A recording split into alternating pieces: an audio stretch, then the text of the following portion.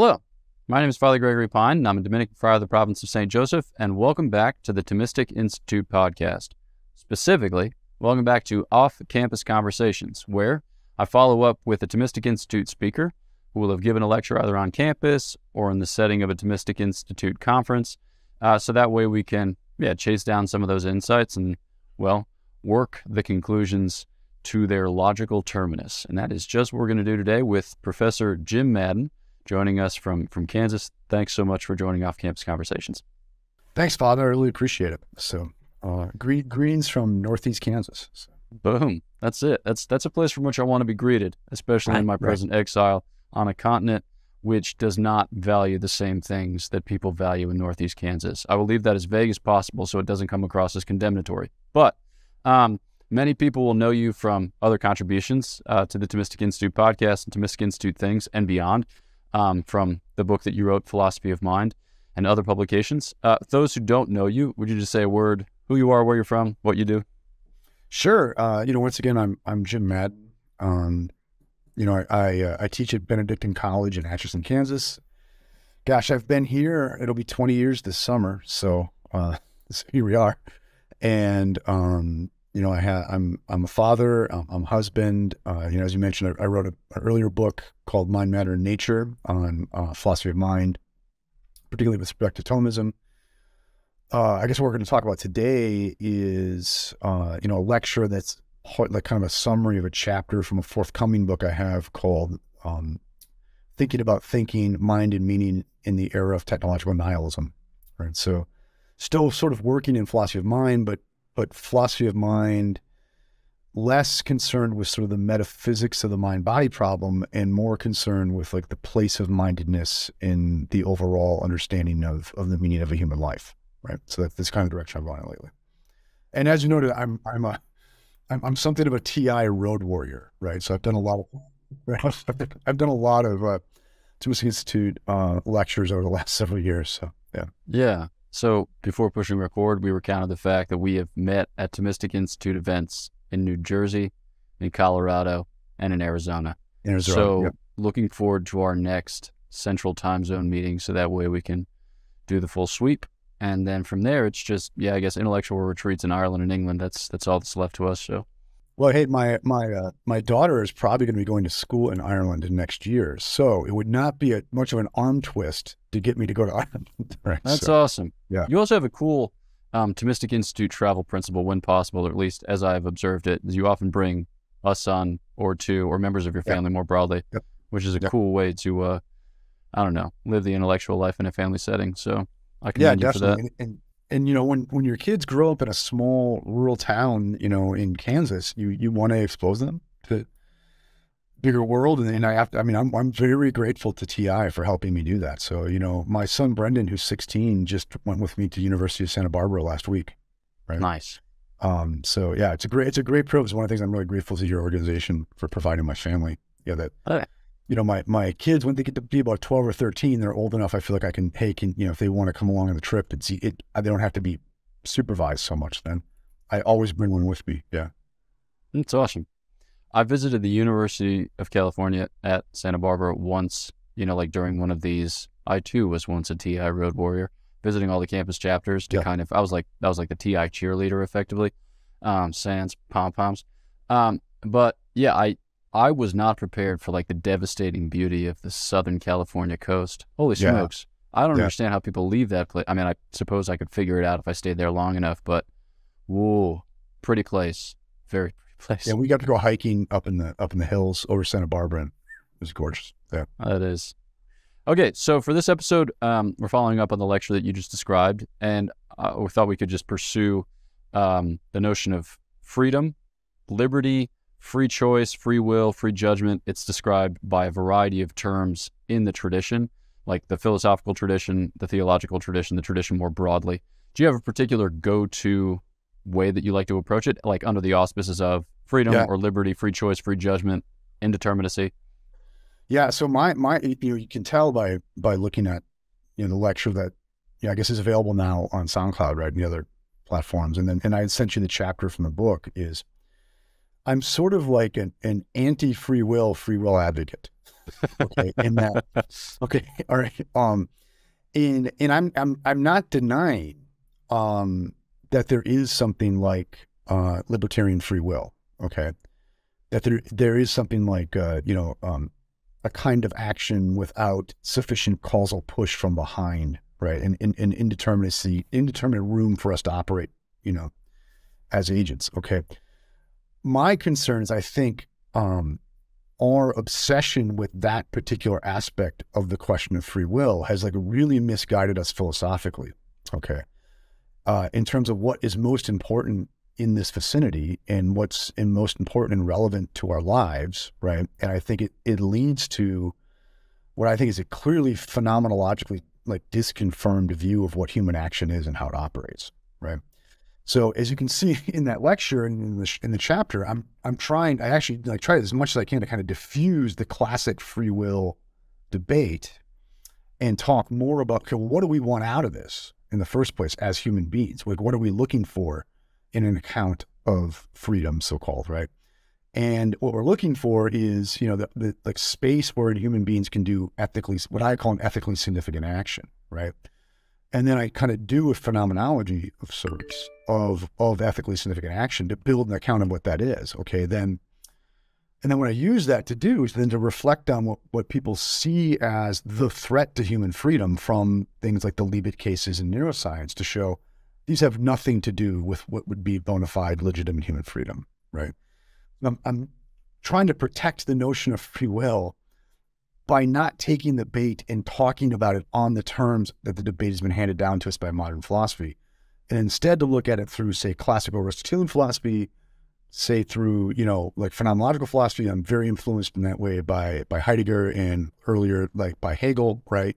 And then you mentioned earlier that you had noticed too, that like this is a lot of this I've learned this from MacIntyre, not met the man, but like to my reading of MacIntyre, right? So part of that, I'm hoping with this, to make a contribution to us, like reframing the very debate, right? To begin by asking us, like, what does it mean for us and what's important to us about our status as ethical actors, right? And let that dictate to us what would count for being free, not like, what can we slip by the science, and then let that dictate to us what it would be to be an ethically significant actor. Yeah. Right. Okay. Well, let's just pursue a particular line of reasoning. Let's just see if we can flesh out. The only account that I know with any competence is St. Thomas's account, because I'm just a hack Thomist. But insofar as that is, I hope, a faithful interpretation of Aristotle, maybe it's a good place from which to take our point of departure. And then, since the 19th, 20th, and 21st century critiques of it, maybe we could just, at each point, we could just say, all right, and these are modern or postmodern kind of worries or doubts, and here's how maybe this is in response to. So maybe just to start with like the simple fact of, we have an intellect and a will, and there's a kind of primacy to the intellect in the formal order and of the will in the efficient order. We try not to pull those acts apart in an artificial way that would make it as if it's like, I cognize and now I appetize. So we're trying to hold them together, and we're insisting upon the fact that they are, to use Yves Simone's language, super determined, right? So they're only going to find rest in an object which is sufficient. And as a result of which, when they engage with lower objects, they're going to be underdetermined. So like never so overwhelmed by a created good as to be forced in some way, shape, or form to choose it. So you've got like a kind of freedom of exercise and a kind of freedom of specification. There's like the on-off, and then there's the I can see it under this light or under that light. Just as a base, what are maybe some like modern worries and ways in which you are sensitive to those and already thinking about how you're addressing them? So I would express this not as a worry, but as an agreement, and maybe a terminological switch. Okay, so the way I think of a free action, and ultimately an ethically significant action, is in part something that is subject to reason's explanation. Okay, so one of my favorite examples I use in a lot of contexts, right, is if we ask, like say our friend Smitty believes that there's a multiverse. Okay. And we could say Smitty believes there's a multiverse because he's read like the astrophysics literature. Okay. Or we could say Smitty believes there's a multiverse because he's been drinking cough syrup all morning. Right. Okay.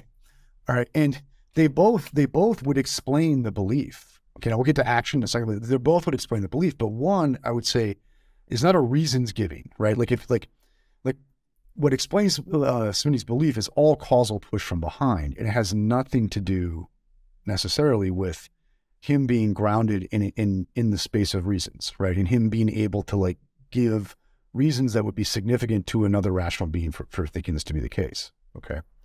And then likewise, if we said like, Smitty is out hunting for ghosts or something like that, he's acting in a way, right? And we could say, well, why is he hunting for ghosts? Well, he's been drinking cough syrup all day, right?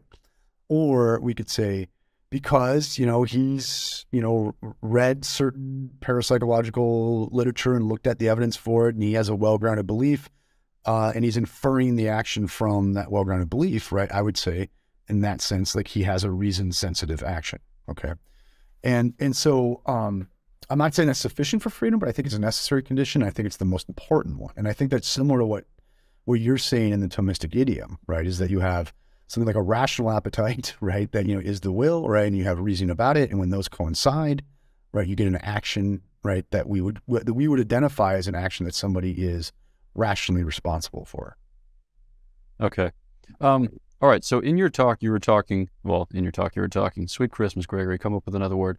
In your talk, you were describing how we come gradually into possession of these accounts, right? Or these reasonings. And you were talking about, the reason for which you married your wife. It's more clear to you now than it was however many years ago, and you hope that it will be more clear in turn. Now, when somebody of a modern or postmodern bent hears that, they might be inclined to a certain skepticism, like this is just subsequent justification, or this is you just telling a story about an act which was predetermined or in some way, causally coerced. So I'm thinking like ways in which we can account for a kind of obscurity moment to moment with like subsequent clarity in our living of life. You can think about like interference or like the enemies of the voluntary. And you talked a lot about ignorance, or we can also think about like a certain malice or, the effect of the passions, whether they're weak or concupiscent or otherwise twisted. But then we can also think about just the discursive character of human life, the fact that we only come gradually into possession of our identity and our mission, to use kind of more popular terminology. Do you find in one of those avenues, or perhaps in a third or a fourth avenue, helpful resources for describing this phenomenon whereby we only gradually come into possession of the reasons for our acting, or the fullness of those reasons for acting? Yeah. And so, okay, part of what I'm doing there is a kind of backdoor sort of apologetics. Okay. And I don't mean that in like I'm trying to rig the game. That these are things I've arrived at philosophically. But there's a certain contingency to this, is that, it does seem that for very important moments in my life, I have to depend on reasons that are in my environment. By that I mean mainly my cultural environment, right, to guide me. Okay. And so there's a sort of like, a lot of my reasoning is institutionally dependent, right? Okay. And if I don't have institutions that support my ordering, my movement towards a good life, I could just be out of luck. Okay. All right. And that now, and I know, once again, though, once I'm aware of that, okay, it does force me to ask critical questions at one point. Okay. Indeed, are the institutions I depend on, are they good ones? Right. And can I put them to a kind of rational scrutiny? Okay. But I don't think I'm ever like going to be able like to completely be settled. Like there's, because if I am dependent on things outside of me, ultimately for my reasons, okay, and I have to presuppose them in my own inspection of them, okay, there is a sort of, fear and trembling in this. I think that's an irreducible part of like the human situation, right? Okay, and so in terms of like you asked, like, kind of like resources on this, like I think you were concerned about how do we hedge against that possibility that maybe, I've been victimized by like what I've inherited, right? I don't think there's an absolute guarantee that you haven't, right? Okay, but what I see ultimate like moral agency is, or ethical agency is like to ever through your slow movement towards independence as a practical reasoner is to be ever, ever, ever better at answering that question, even if we're not fully able to ever settle it in our mortal lives. Does that make sense? So like, Yeah. what separates a wise person from a naive person, when it says a wise person from an ignorant person, is, if I may, like the wise person is less subject to their own possibly internal BS than the naive or ignorant person is, right? Because they've honed these critical skills of practical reason, that they've been able to spot better, maybe not infallibly, right? What are the subterranean influences, right? That are going on, that are leading them in their reasons giving, right? So much of what I'm doing here is I'm trying to tip my hat in ways to Nietzsche, right? I'm trying to tip my hat in ways to depth psychology. I'm trying to tip my hat in ways to evolutionary psychology. In the chapter, I have a long section on evolutionary psychology, right? And I think what all these people do is they point out to us is that it looks like we're dependent on more than our own individual rationality in getting our lives on the right track. Like we have to depend on things outside of our control, okay? So that means we're subject to a kind of fragility, all right? Okay, and I think those sources, whether it's Nietzsche or evolutionary psychology or depth psychology, or even I think the Greek tragic poets are doing this for us too, okay? They are all useful in that they point out what the real risk to our freedom is, and it's a lack of self-knowledge, right? It's an inability to see our own blind spots, right? Okay, and I see practical rationality is moving to where you're like closing those blind spots as much as possible, even if maybe we never get there because we're all fallible. Okay, so following up that line of reasoning, maybe to introduce, two further words into an account of freedom, not necessarily a definition of freedom. It's a little too bulky to qualify as a definition, but so interpretation, ratification. It seems like, you kind of operate in the first order. You live your life, you make your choices, you do what you're doing. But then kind of in the second order, it doesn't have to be meta-narratival in the sense of like abstract or distant from, but it's continuous, ongoing, where you're revisiting your life from a kind of critical distance so as to make better sense of it. For me, I'm thinking theologically, I'm thinking about our lives in the setting of God's providence. So our prudence being a limited participation of God's providence, and that's, active and engaged in practical reasoning in a peculiar way, and that we can have a greater sensitivity to or a more conscious and deliberate participation in that providence. Not to say that we're ever going to sound the depths of it because it's incomprehensible, not in the sense that it's, irrational, but just incomprehensible within the compass of our minds. But that we're seeking to become more perfectly, more willingly agents within the setting of this providence, and that our prudence and like our kind of reflection about our human activity is part of that story. And that with that, if we're talking about interpretation as a kind of intellectual, like mode, then like ratification would be the more volitional mode, I suppose, where it's like, okay, this is what it is. This is the hand that I've been dealt. This is the way in which I'm playing it. There are certain ways in which we could make it better. We could ameliorate it, but it's kind of ongoing. It's a process, and I have a kind of hope that it can be ongoing and in process, yet better still. It's like I'm thinking, especially in terms of your emphasis there on, seeking to take steps so as to become more conscious, more aware, like more competent in the exercise of agency. I don't know. Does that help in some way? Yeah. So, okay, I'm really interested in hear what you think of this. Okay, so the way I put it in the lecture is I see there's these three conditions for full human, like practical wisdom or freedom, and I see practical wisdom and freedom as like the same thing. Okay. Yeah. Is that like one, we have to take up something we're given. Like we cannot bootstrap ourselves into rationality. So I have to inherit a language. I have to inherit a cultural history. I have to inherit, a family history. I have to inherit a religion, all these things. Because from the early phases of my life, maybe even most of my life, I'm going to kind of just surf on those things. And even like, most of my day, I'm not having an existential crisis, thank God, right? I mean, I'm mainly just cruising on the Lebenswelt, the life world that I've inherited. Okay. And I think that's what you're saying. We're kind of just going along and we're in a world that we've been given. And we need that. We have to like start with that. Okay.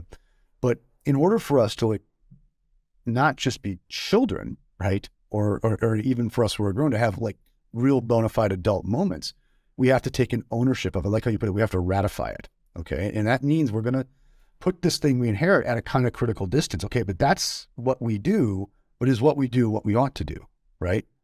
I mean, can I give reasons for what we do? Okay. So then we're going to have this separation there. I see that there's like where prudence is like coming into this now, right? Okay. I would add a third level, and I think this is something that's new with the 19th century. Although, I mean, I actually think it's in the tragic poets too, though. So I have to accept a world. I have to take a life world and live in it and be loyal to it in a way. But then I also have to own it. I have to ratify it. I have to put it to prudence. Okay. But then I have to ask myself, those reasons that I can give for it, are those what actually motivate me? Okay. Right. There's that personal authenticity piece to it too, that I think maybe we've learned that or relearned it relatively late in history now. I think that is important. Right. So, the example I give in the essays, some days my kids are going to hate me because I use their names in all these examples, and these are going, and they're out there. But if my son Cormac, one day, grows up hopefully, right, and he's still a Roman Catholic, and so he's been like kind of cruising in the Catholic thing his whole life, and then at some point I hope he has a critical moment. Yeah, but can I give reasons for this? What are the reasons for this? Are they good reasons? Right? I'm not in a cult. I'm in a religion, and a religion should be something that I can give reasons for, and he might come to be satisfied by those reasons. Okay, but then let's say he decides he wants to marry. Okay, and he understands the place of marriage and what he's inherited. He understands his world.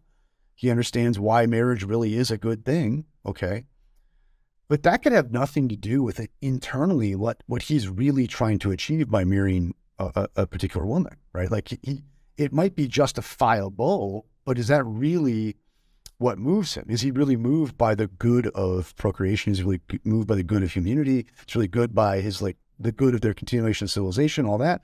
Or is there underlying lust or greed, what have you, in there? Do you see what I mean? And I think full human freedom would be to have come to terms with that too, that I'm not being pushed around by even an ignorance of my own idiosyncrasies, right? And so I think if there is something, and I do think like some of these later, movements in philosophy that, come in the 19th century and later, I do think they have something to tell us about maybe those creeping suspicions, right, that we might have about ourselves as individuals, right? And it's important to come to terms with those in order to achieve real, actual, like authentic human freedom. Yeah.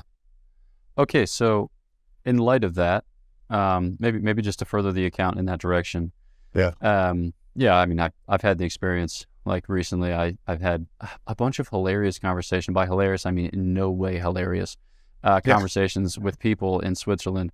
There's like this thing where, I don't know that it merits description, but ecclesiologically, this place is different than the United States. So I keep getting corrected for things that I'm not necessarily wrong on, but like I need to be corrected on apparently. Like a lady like stopped me in the street the other day. She was like, had this man in tow. She was like, wissen Sie, wo das Arbeitsbüro ist? And I was like, was bedeutet das Arbeitsbüro in diesem Kontext?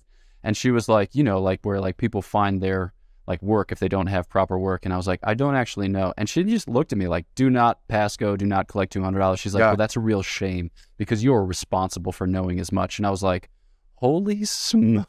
Wow. Okay, so in the aftermath of that, like, just full assault. This was just random on the street encounter. Random on the street. Yeah, I'm just toddling along, doing some language exercises with my AirPods in. I pull them out, and this lady's like, I'm about to call you out. And I was like, okay, duly called out. Called out, yeah. So I, like, got my bearings for the next 2 seconds, and I looked at a lady, and I was like, man, a request turned into a chastisement. What a blessing. Yeah. But like, I need to reckon with that afterwards because, 4 seconds elapsed and what I felt were just waves of anger and sadness all just mixed up. And I know that when that happens, I'm going to start existentially buffering from that experience. So I'm going to start assassinating that lady in my mind. Regardless of whether there's any validity to her argument, it might be the case that as a religious, I am more responsible for knowing what the services are available in Freiburg, Switzerland, so that way I can be of help or assistance when the time comes. That might be legitimate. Now, I don't, and that's something that maybe I ought to reflect on, but I'm not going to reflect on it for at least the first 2 seconds, definitely the first 4 seconds, because instead I'm going to be wielding my rationality as a cudgel so that I can like beat her into a bloody pulp with every remaining step of my little walk, you know. As much as your German will tolerate. Right. Exactly, yeah.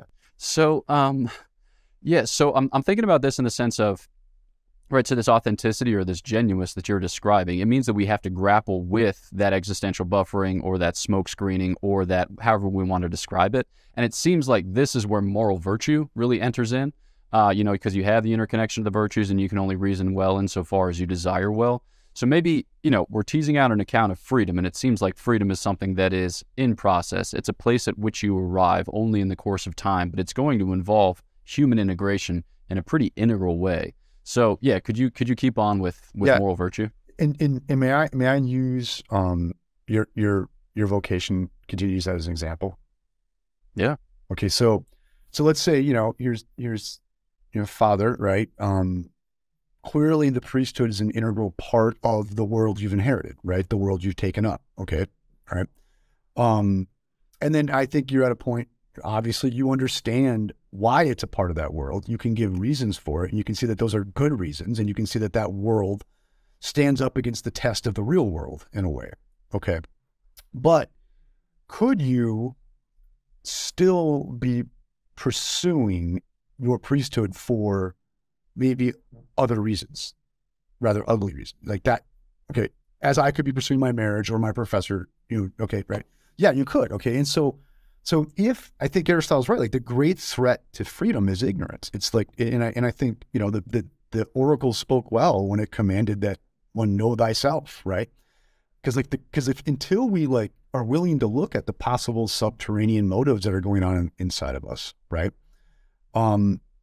We could be very well, you know, the victims of fate, right? Okay, and that we're just taking what slithers by, okay? And like, so the way I understand, when I think of like, let's leave virtue aside for a while, but let's look at vice, right? What is vice? It's invincible ignorance now, right? Like you have become ignorant, right? To the point that you can't distinguish what's good from bad, what's true from false, right? And if I am so unattuned to like my own possible fallings, right? Then the real fallings that I have, the real failings that I have, I should say, they now control me. I am fated by them, right? So I see an intrinsic connection between virtue and self-knowledge, right? I mean, especially if you look at like the virtues as relative means, okay? Like I cannot know what is virtuous for Jim till I know where Jim is liable to go wrong, right? And that's what I have to work on in terms of like moving towards making that mean state a disposition. But I have to, before that, I have to be continent with respect to it, which means I have to know where I'm incontinent with respect to it. Do you see what I mean? And so I do think, you know, well, so like, what are a lot of the objections we're going to hear from like the postmodern world, right? You know, you're just into this because of power. You're just into this because, you know, it's, you know, whatever sublimated urge, right? You're going to get these unflattering Nietzschean genealogical diffusions of our commitments. And then my response to that is, hey, maybe. So I'm going to go ahead. I'm going to look into it. And all I can do is look into it. And I can look into it as hard as I can. And I can do my best to know myself. And if I look into it and I've looked it to my satisfaction, that's the best a human can do, right? But I think the way we deal with it is we don't say it's impossible for a human being to be subverted by something subterranean. I think it's very clear humans can be subverted by something subterranean, right? So I think we should take like the postmodern objection head on and say, yeah, you're right. Human beings are creatures that have an unconscious that might be pushing them in bad directions. Fair enough. Like, I think that's biblical, right? You know what I mean? Okay. And so then we should say, yeah, then that's a possibility. And what we are going to see is a part of our achievement of real human practical rationality is to, in fact, look into that, right? And of course, I can't ever be 100% sure of that, but I don't have to, right? I have to look into it as far as I can, right? And build my life on it. And in the end, hope when I look back on my deathbed, I can understand it all. Yeah. Yeah, man, it's just like, yeah, I come back to Alistair McIntyre and his description of dialectic or like epagoge and this idea that as you pursue the discourse, you're clarifying both the conclusions and the principles themselves. Yes. Yeah. Right. And that there's a kind flies at dawn. right? A quote. Right. Yeah. Yeah, there's just like, there's a sense in which you need to recognize the fact from the outset, not that you're on terra infirma, but that you're doing something different. Yeah. Because I think a lot of us approach it as if we were doing speculative discourse when we're doing practical discourse. Exactly. And because we approach it like speculative discourse, we expect a speculative certitude. But practical discourse doesn't afford, like you said, but practical certitude. Yeah. But that doesn't mean just because it's not speculative certitude. As a practical reasoner to do it. Sorry, Father. No, good. It's going to depend on myself as a successful practical reasoner to do it. But it seems like I have to be a good practical reasoner along the way. Yeah. To get to that point, right? Yeah. Yeah. And I think that, I don't know, maybe this will just become theological, but there's a sense in which that is healing and elevating, because I think there's a kind of modern or postmodern temptation to divorce the thinker from the discourse, to treat the discourse as if it were just per se nota, but entirely abstracted from the prosecutor of the discipline. Whereas practical reasoning just doesn't afford you that luxury. I mean, you could say, yeah, you've got like a first principle of practical reason, do good and avoid evil. And then you ask, where does that register? And then once you ask that question, you're already involved in the agent, right? It registers as conscious discourse, or it registers as something that has an intellectual content, but also registers at the level of inclination, which inclinations are healed by virtue, which virtues, conduct you towards the very ends, which constitute the discourse in some way. Yeah, so maybe, like freedom as inextricably, as inextricably practical. I think that's also something that maybe just gets left out of the conversation when people treat it as if it were an on-off switch, like a kind of binary choice. Yeah, and truth be told, it's more of this development. That freedom's different, right? Yeah. Yeah, and so it seems to me like the way I would put it in kind of the phenomenological language is like,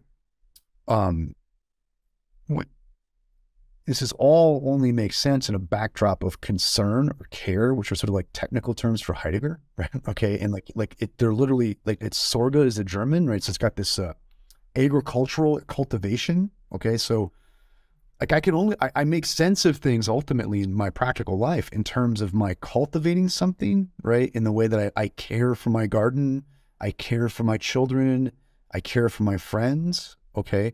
And so like what practical life isn't choosing between options between which I'm indifferent. It's actually pursuing things I care about and I want to grow and foster. You know what I mean? And I think for me, maybe this is like too personal, but when I started on this kind of inquiry, it was, when I reached middle age and my kids were growing up and I was looking at, okay, really what was I doing when I raised these people? Right. And I wasn't training them to, like exercise a freedom of indifference. I was training them to pursue the things that are most worth care. Right. And interestingly, that was my way of caring for them. Right. And so I think this, I love how you put that. It's like there's like, we cannot confuse practical and speculative wisdom. Right. And practical wisdom is just that. It's practical and it's something we're involved with. We care about it. Right. There will be, I think, an irreducible emotional aspect to this, right? Okay. But that's what binds us to it, right?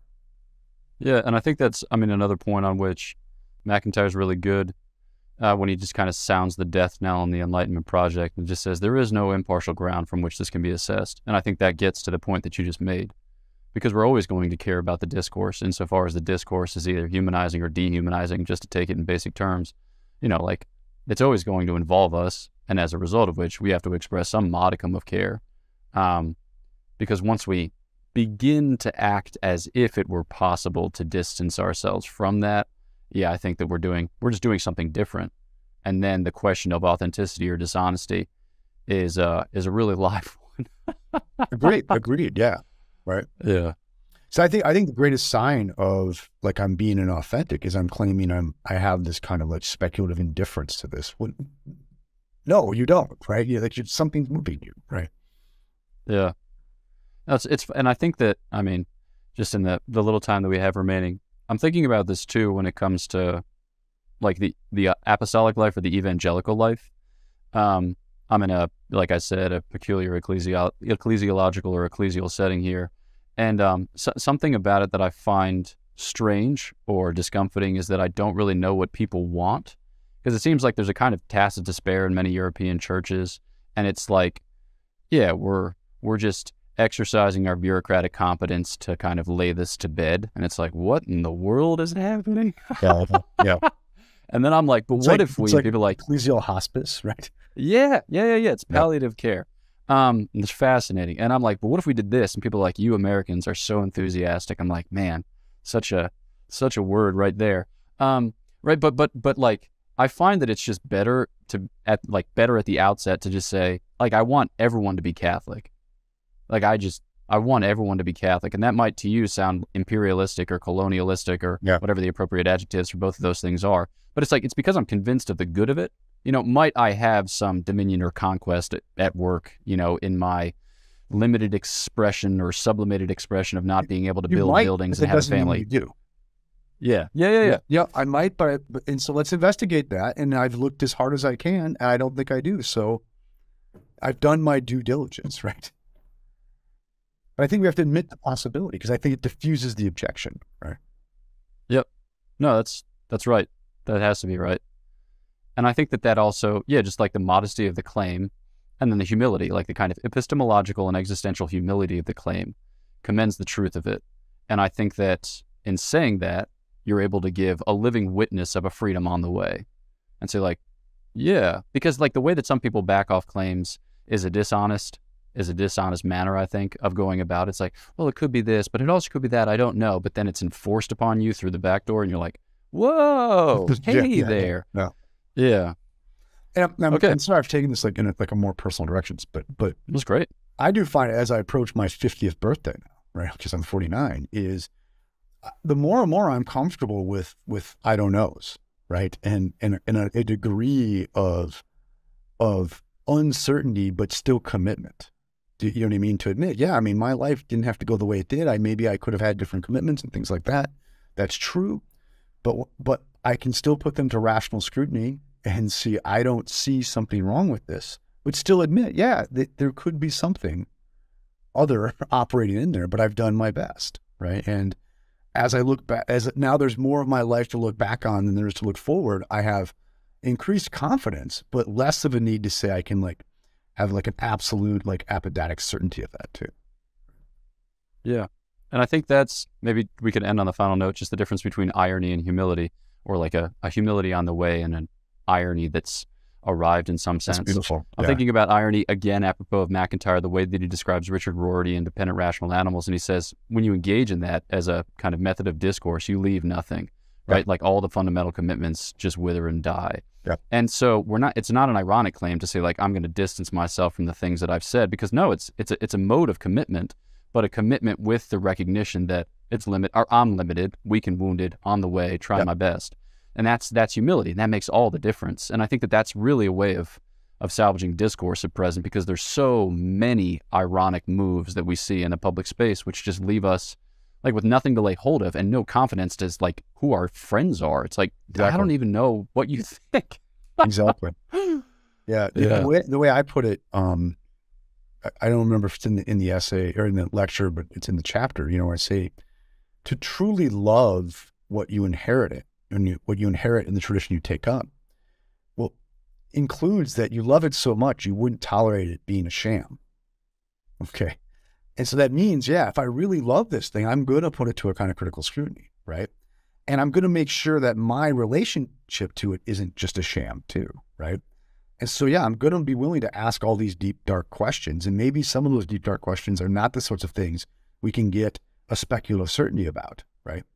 But that doesn't necessarily undermine it. That's just honesty. And I don't think that's in any way of commitment, right? Yeah. Boom. Amen. Hallelujah. All right. All right. Well, thanks so much. Yeah. Thanks so much for taking the time and for having sussed it out. Certainly helpful to me. I imagine it's helpful to those who listen in. It's been helpful to me. Cheers. Cool. For those who would like to, follow up with your work, or follow up with you, are there means that they could, probably your best bet is, I've got a number of lectures on the TI. You're on Spotify, you're on SoundCloud, or else you all everywhere?